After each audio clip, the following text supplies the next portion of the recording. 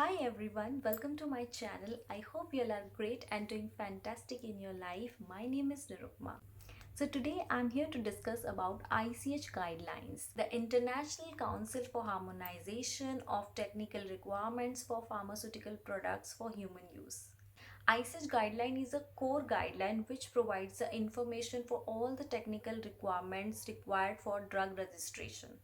ICH guideline hits each and every spot to provide the technical requirement understanding of each and every pharmaceutical segment from its development to its marketing to its life cycle management. So basically you can say that the ICH is a guideline which describes each and every technical requirement which is required to produce a pharmaceutical drug, whether it is analytical method, whether it is analytical method validation, development, toxicological study, clinical study, non-clinical study, genotoxic study, stability, life cycle management, etc.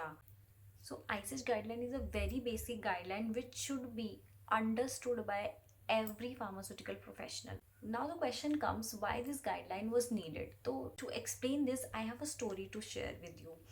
Actually क्या हुआ था 1940 से 1950 के बीच में क्या हुआ था, जब सेकेंड वर्ल्ड वॉर एंड हुआ था तो बहुत सारी डेवलपिंग कंट्रीज थी लाइक यूरोप, यूएस, जापान। यहाँ पे एक फार्मास्यूटिकल रेवोल्यूशन काइंड ऑफ कह सकते हो कि आया था, जहाँ पे उस टाइम पे क्या था, क्योंकि ये सारी डेवलपिंग कंट्रीज थी, वहाँ पे उस टाइम पे बहुत ज़्यादा बूम हो रहा था फार्मास्यूटिकल इंडस्ट्रीज़ का। बहुत सारी मेडिसिन मैन्युफैक्चर हो रही थी, प्रोड्यूस हो रही थी। और जो जैसे यूरोप की अगर मैं बात करूँ तो यूरोप में क्या हो रहा था कि सभी यूरोपियन कंट्री अपनी अपनी कंट्री में फार्मास्यूटिकल डेवलपमेंट बहुत ज़्यादा कर रही थी। अपनी पब्लिक को उनकी पब्लिक को उसका बहुत ज़्यादा बेनिफिट भी हो रहा था, बहुत ज़्यादा दवाइयाँ कंज्यूम हो रही थी, बहुत ज़्यादा बीमारियाँ भी ठीक हो रही थी। पर क्योंकि एक प्रॉपर रेगुलेशन या प्रॉपर गाइडलाइन, एक कॉमन चैनल नहीं था उनकी क्वालिटी, सेफ्टी, एफिकेसी को स्टैब्लिश करने के लिए, इंश्योर करने के लिए, तो कुछ ऐसे भी केसेस उस टाइम पे हुए जहाँ पे बहुत ज़्यादा हजार्डस, बहुत इल इफेक्ट्स दिखे थे कुछ बेकार क्वालिटी ऑफ मेडिसिन की वजह से।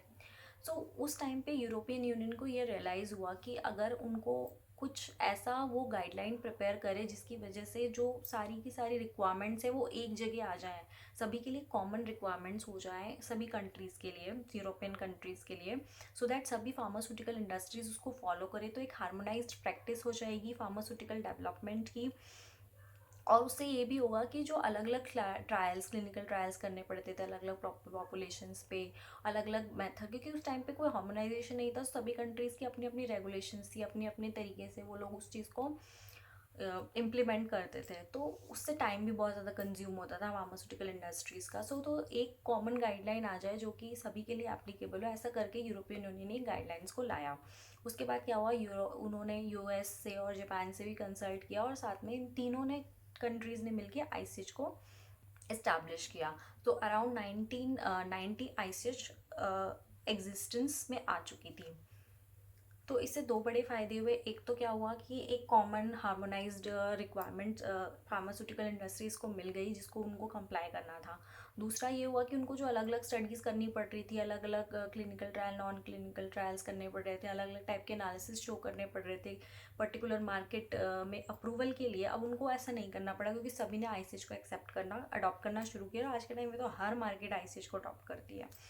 तो एक उनका बहुत ज़्यादा टाइम और रिसोर्सेज कंज्यूम होने से बच गया। सो उनको एक तो हार्मोनाइजेशन का फ़ायदा मिला और ऊपर से उनको टाइम और रिसोर्सेज का भी बेनिफिट मिला। And this is why the ICH is a core regulatory guideline.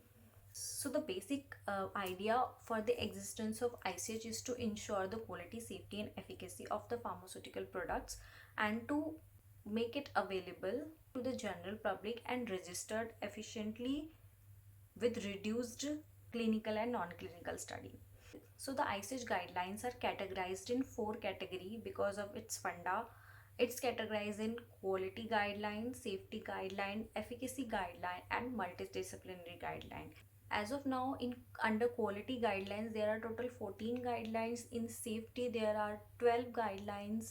In efficacy, there are 21 guidelines, and in multidisciplinary, there are total 15 guidelines as of now.